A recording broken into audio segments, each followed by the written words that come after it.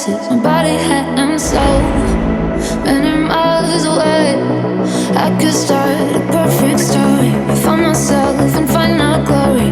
This deceptive world, giving me the sign, giving me the sign.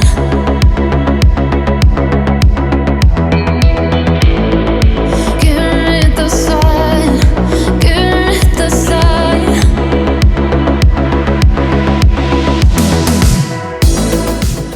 Yes, hello and welcome to the Sci-Fi Queens podcast here on the Spectrum Centaurum Network, where we would like to remind you to subscribe, like, comment, let us know what you think. Okay, now I want to just talk to you a little bit about what the Sci-Fi Queens are about, what we're going to bring to you. And then I'm going to introduce my beautiful co-host Queens. Okay, now the Sci-Fi Queens are going to be focusing on science fiction, all things science fiction, whether that is in a TV show, movie, book, or even art. Okay, and the women of science fiction, as well as a special segment that Navia will introduce later on about the real women in science. We want to talk about the influences that the women have had in this beautiful fandom that we love. And we're not limited to Star Trek or Star Wars. We want to talk about all fandoms, all science fiction. And if you have an idea, put it in the comments. That's what we're here for. We want to know if you know a real woman of science you want Navia to look up. Yes. Comment. So we want to know. Okay, guys? Now, my name is Nita. I am your host, but I would like to introduce to you my beautiful sci-fi queens, Navia and Annie. Navia, tell us about you and your sci-fi experience and the women who influenced you most in science fiction.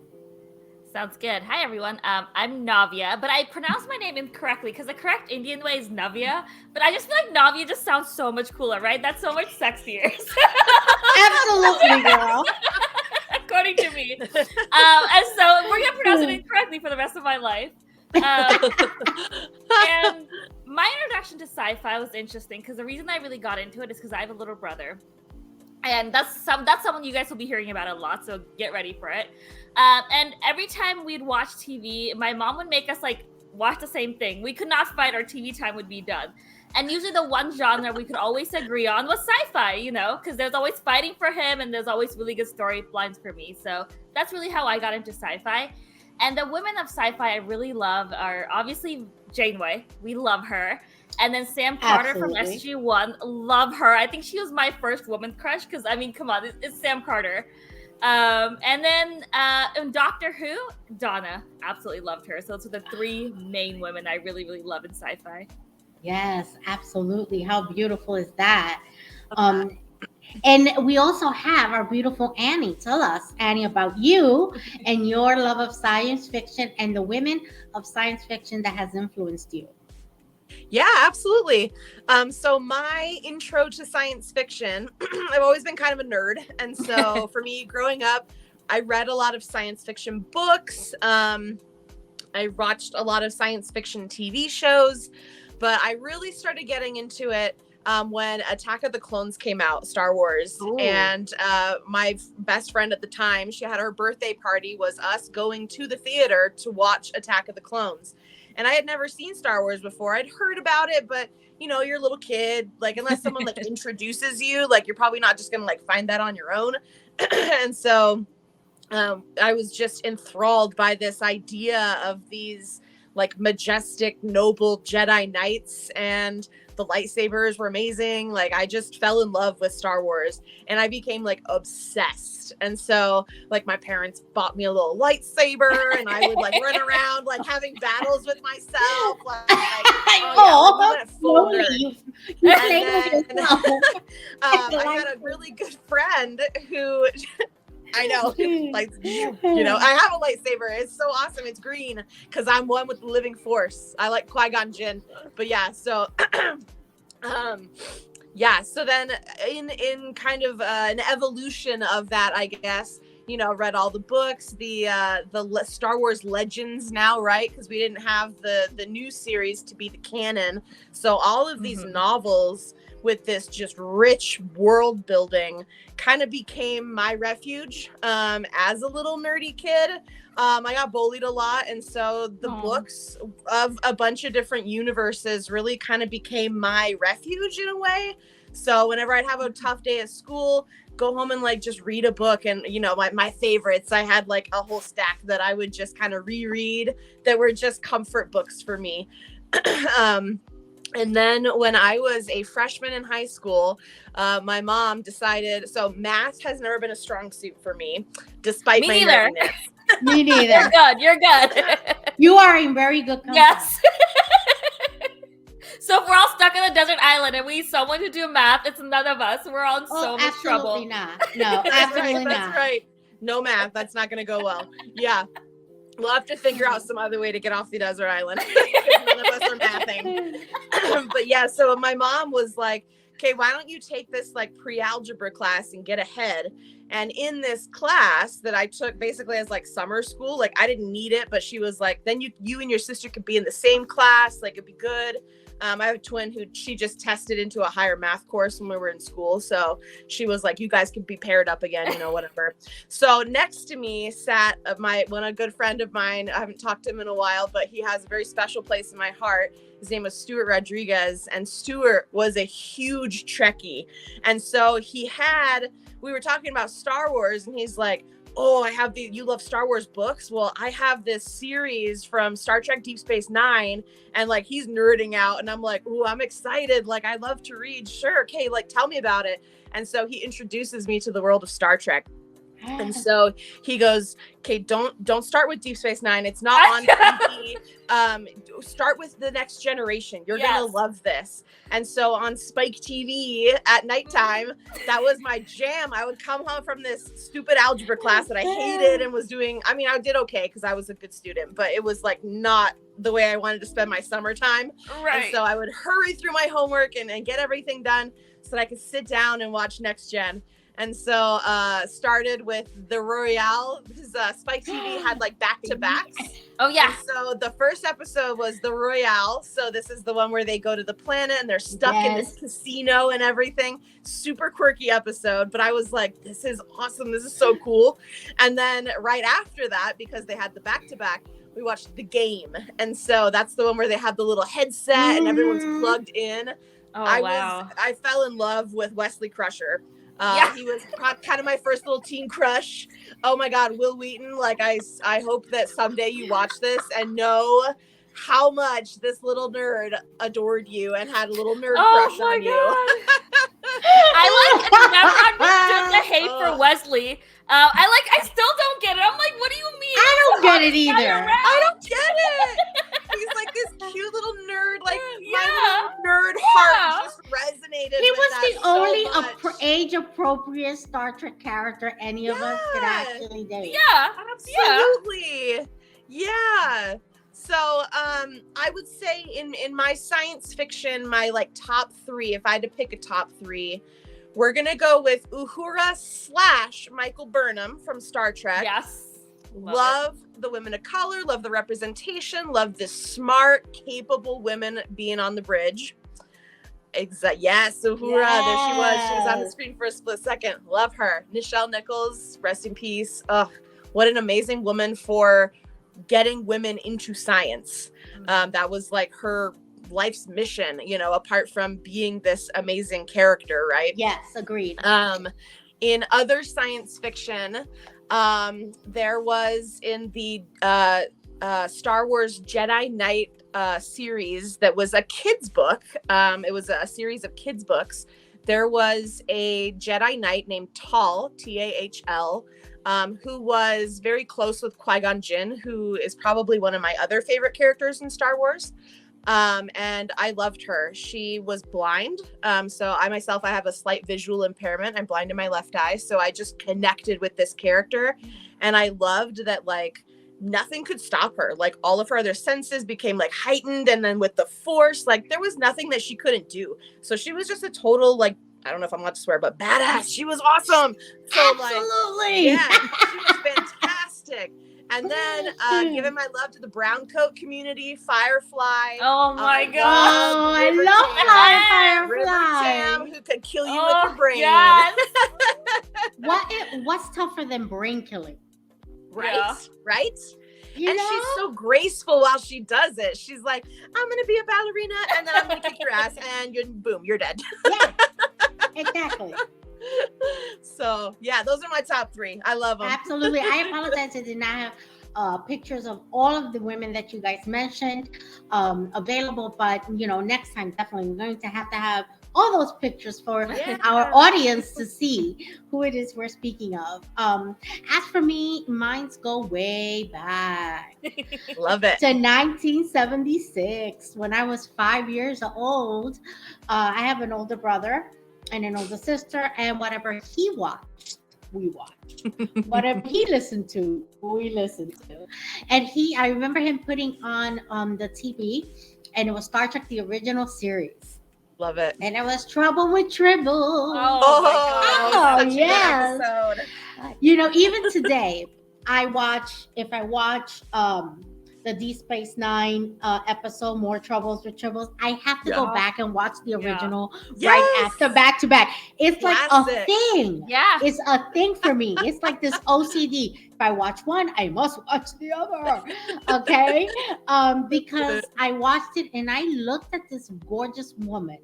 I mean, look at her. Mhm. How classically beautiful is this woman? Yes. Who looks like so many of my cousins. Okay. And she is so beautiful. And all you hear is my brother and my father talking about how her legs were the sexiest legs on TV. She had nice legs. She had the best legs. Yeah. Yes. Guys, did she have the best legs ever? She did. She did. Absolutely. And they talked about how beautiful she was and how smart she was. And shortly after that, we moved to Puerto Rico. My parents separated. We moved to Puerto Rico.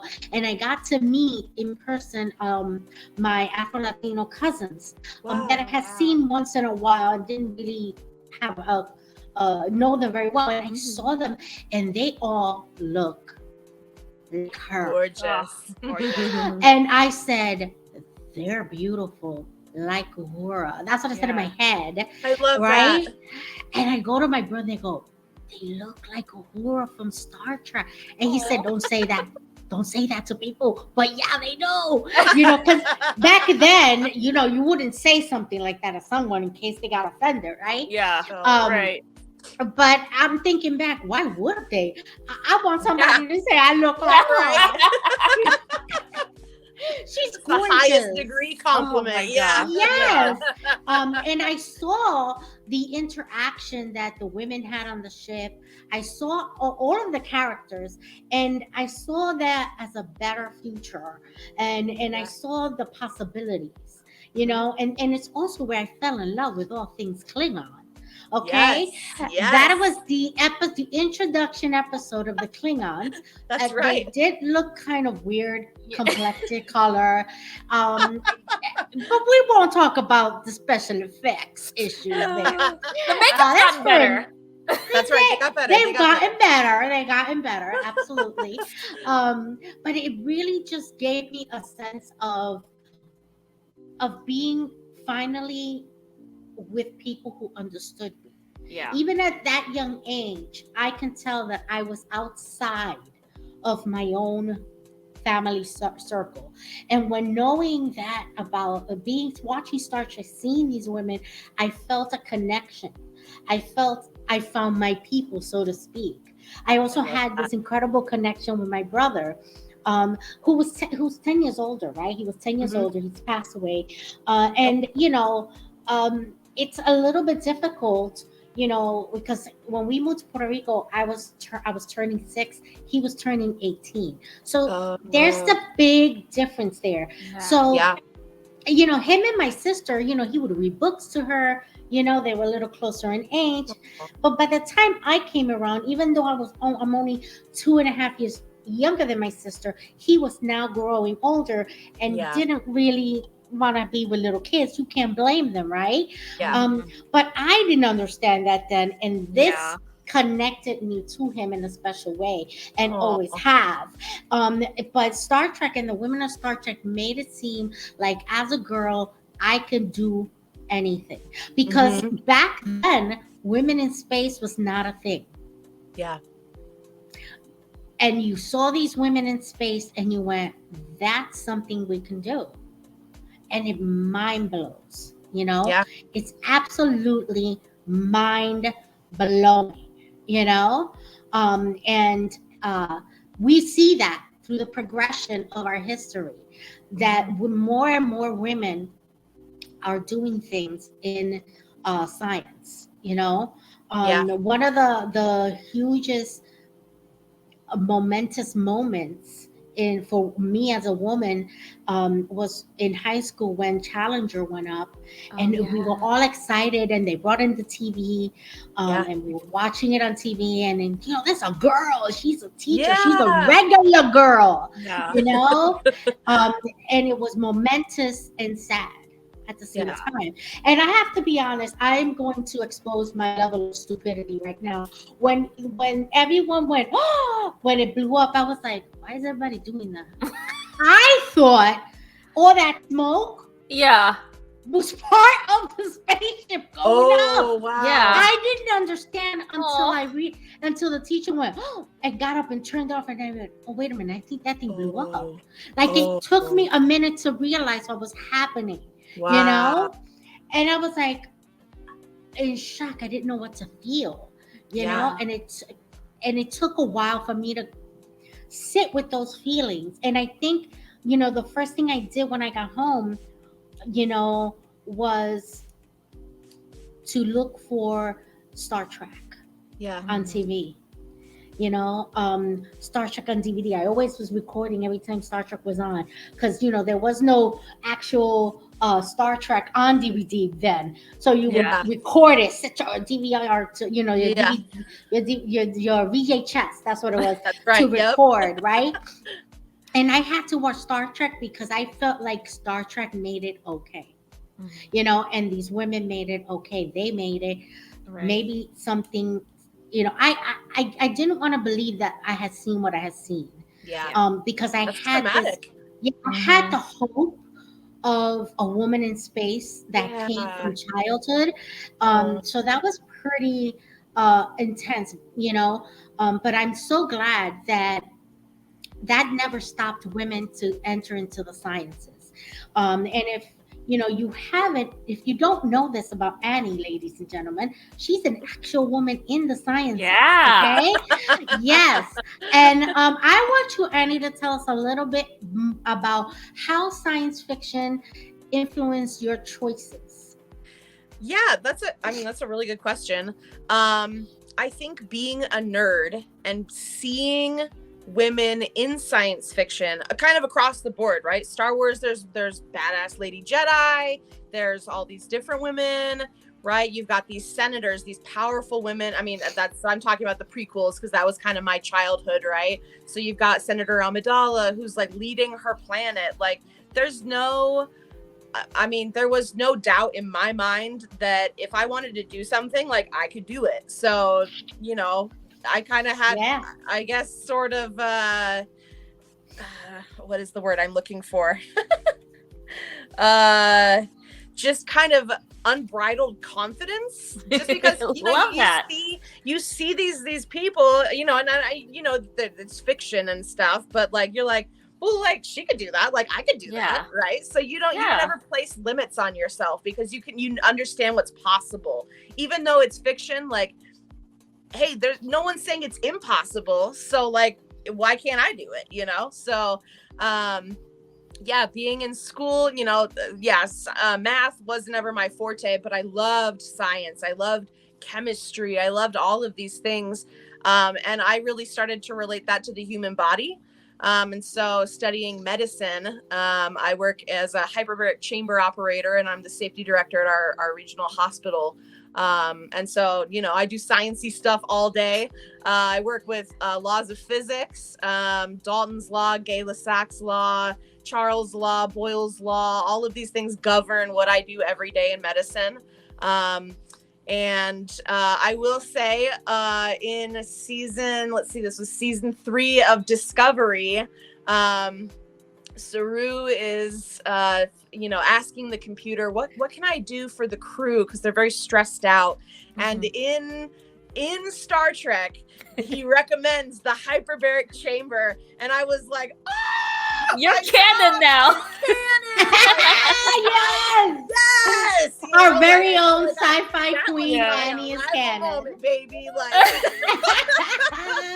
was awesome. And then I had people texting me, like, who were watching, and they're like, he just said hyperbaric chamber, and I'm like, that's right, he did. Like, heck yeah. And like, just so excited about that. So I mean, yeah, I love kind of seeing.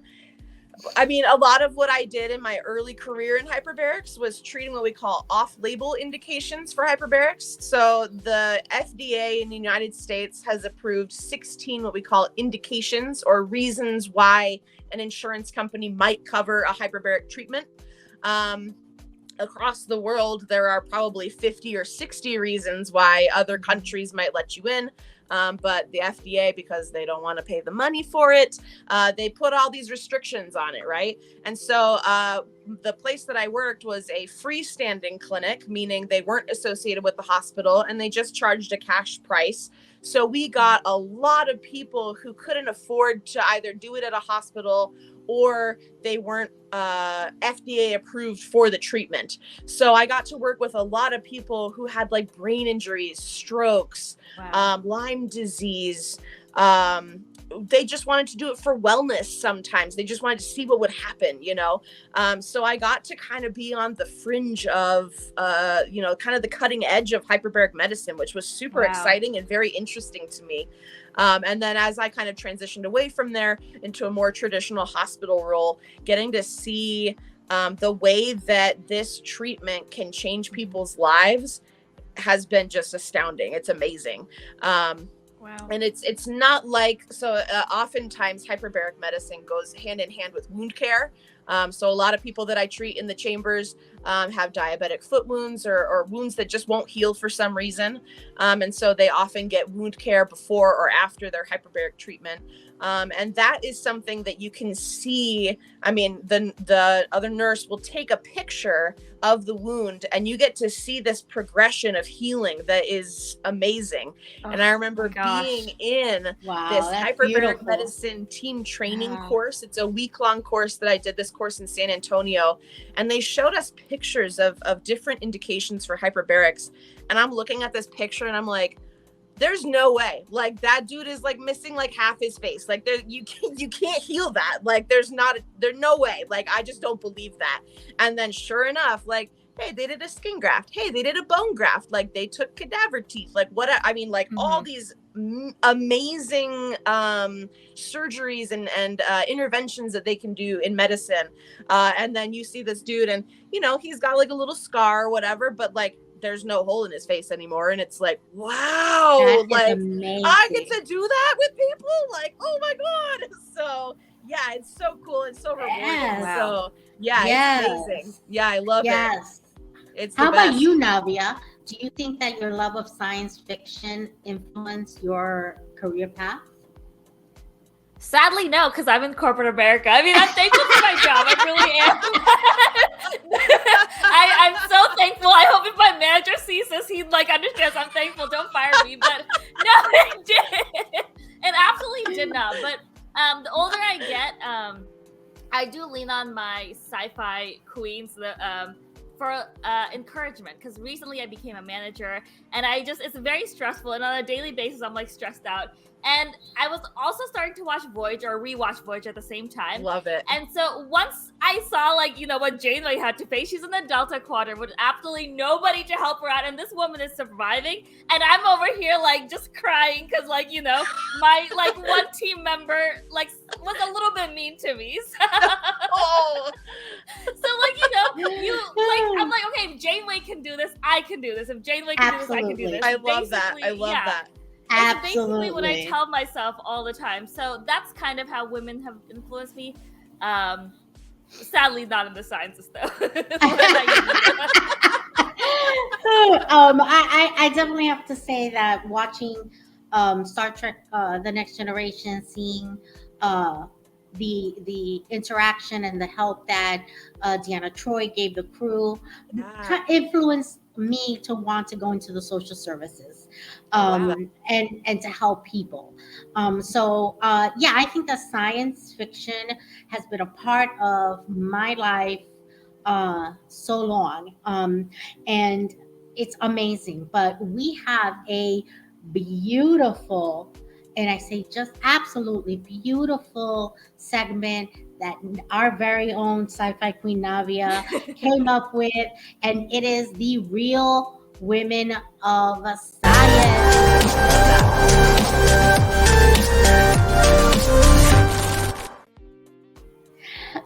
Take it away. All right, so today we're going to be talking about Katya E. Cesaretta. I'm sorry if I messed that up. She's a Mexican-born first woman astronaut ever. Ooh. And she's 27 years old, you guys. And I want you to keep that in mind because she's done so much. At the age of 27, she already has a bachelor's and a master's degree in electrical engineering, one from UCLA and then a master's from Johns Hopkins. She's an Wow. honorary doctor, I know. She works at NASA currently. At NASA, she's part of the Europa Clipper Group support equipment group, and this group basically is trying to launch a spacecraft that will fly to Jupiter's moon Europa in the coming years. They don't have exact date yet, but she's part of that group. She's also already been on her first flight. She was part of the Blue Origin's NS-21 flight that took her into space. Yeah, in 2022. Wow. And she beat out 7,000 applicants. So, this girl is absolutely amazing. And as if that's not enough, as if that's already not enough, she will soon be co-hosting Netflix's IRL, which is kind of going to be like Mythbusters. And they're going to test scenes from movies and TV shows scientifically. So that'll be amazing. Cool.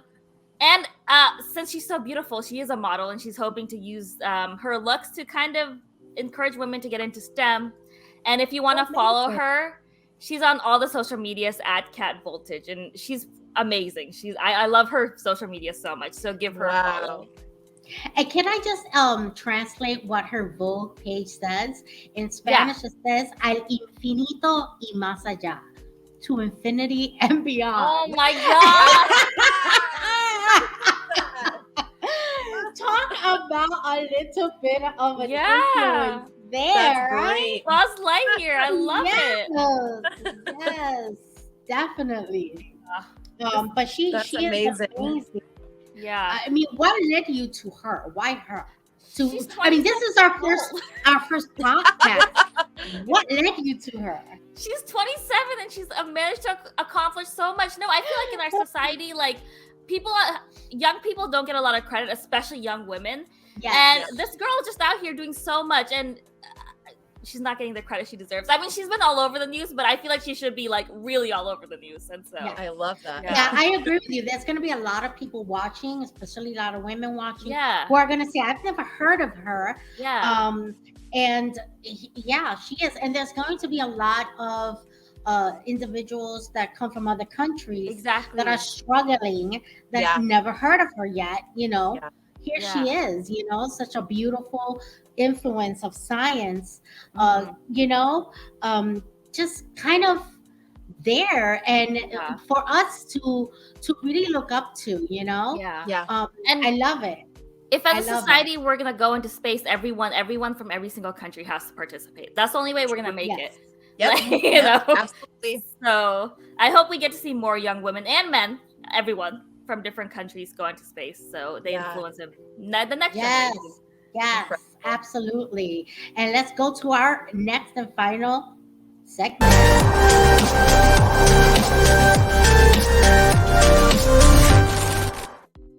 All right. I just want to remind anyone watching to, if you like what you hear, subscribe, like, and comment. Let us know. Absolutely comment.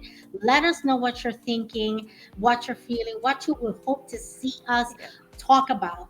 Okay. Our next show will be on May 5th, and that'll be a live show where you can communicate with us and chat with us and talk with us, okay? And we will be discussing Star Wars, okay? That's right. And our lovely sci-fi queen Annie is going to lead the way to our Star Wars education and the women of Star Wars. I love it. Definitely. So, I mean, Star Wars has a big influence for you, Annie. Yeah. Yeah, And absolutely. yeah. So we are definitely going to be talking, of course, about Princess Leia. 100%. We have to. We cannot go further. Okay. Jason's our producer, and talked about how he and I are the only ones in the Spectrum Centaurum family who were actually alive when Star Wars came out. Yep. The first one. The first one, of course. Yeah. I love it. Okay. Yeah. I was 6 years old. Okay. God. And I have to say, I had a tiny little 6-year-old crush. Yeah. On Chewbacca. who? Oh, Chewbacca. plot twist. That's right. Chewbacca. That's right. Yes. But do you see the theme? Chewbacca, Klingons. That's the evolution. I think this is why I'm single. But That's definitely, I'm doing my homework. We're watching our Yeah. Star Wars movies because we want to be prepared, and we want you guys to come and bring us your Star Wars questions, your Star Wars female influences, Yeah. and just let us know in the comment, who you want us to talk about. We have a list already. We're watching movies, but we want to know what you think. Okay, but I want to wrap this up. But before we go, I want to make sure that my queens have said everything they want to say. Navia, give us a little bit of a closing there for something you want us to make sure we know. I'm really excited for the future of the show. I think we're going to be covering some amazing topics. We haven't decided when we're going to cover Stargate yet, but I am so excited for whenever we cover that because they have some amazing women and we can cover my crush, basically. Well, clearly now we have to. She's put it out there. We have to. And maybe we can get Amanda Tapping on the show. That's the girl who plays Sam. That'd be amazing. Ooh, God, that would be awesome. Yeah. And how about you, Annie? Your final thoughts? I'm super excited to bring in like real world stuff to this podcast, right? Because we all know and love science fiction. We all have favorite female characters. I love to bring the stuff that we love from the fiction aspect and show how that has kind of bled into our real life and how that's ways that we could get involved, ways that you could get involved, viewers. I love making it real. Yeah. Absolutely. And as for me, my final thoughts is like Annie and Navia, I want to bring you guys a wonderful history of women in the science fictions and in the real world of science, because I think it's important for us women to see the growth and the progression that we have made in this world, especially during such critical times that we are going through. I can't wait when we get to my crush. Yes. That's my sci-fi crush right there. Okay. This show is just gonna be us thirsting over different people. I know, right? She is fierce to me. And I know you're thinking, but she's not Star Trek. What's wrong with you? Listen, I'm an all-inclusive nerd. That's right. Okay. Why limit yourself? Okay. I don't limit my nerd. Don't limit the nerd in you, girls. That's right. Right? And I want to say something to the gentleman watching the show, okay? Whether you identify as male, female, non-binary, however you identify, you're welcomed here.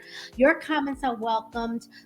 Your thoughts and ideas are welcome as long as they're presented with respect. We want to make sure that you're represented here with respect. And we are doing this so that others, because you don't have to be female or identify as female to be influenced by these women that we are presenting. There have been many males in science fiction that has influenced my path in life, who has meant the absolute world to me. So this is not limited to just those who identify as a female, but to anyone who has ever watched the science fiction. You never know where it would take you. And again, we're going to be exploring television, movies, books, and art. Yes, there is art in I love science it. fiction. Okay, this one right here, I want to show you guys. You probably can't see it all that well. Um, that that is a painting of Captain Cisco. Okay, and it was painted by a beautiful female artist. Her name is Jenny Johnson. She does all the fandoms. She does from Doctor Who to Star Trek to Star Wars. If it's out there, she is painting it. That's an 18 by 24 on canvas. It's oil painting. It is beautiful. It is flawless. It came beautifully all the way from Canada. She is an amazing, beautiful woman. And, science can influence us in all ways. Yeah. Remember that. But thank you guys for tuning in with us. I look forward to going live with you guys on May 5th at 8 o'clock Eastern Standard Time. Yay. Thank you. Okay, guys? Don't forget to like, subscribe, and share our new channel so that you can get notified when new videos come up. Thank you for watching our show.